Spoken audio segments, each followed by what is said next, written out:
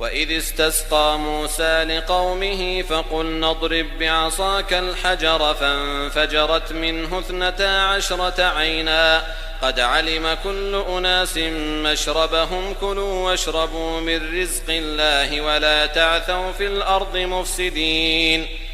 وإذ قلتم يا موسى لن نصبر على طعام واحد فادع لنا ربك يخرج لنا مما تنبت الأرض من بقلها وقثائها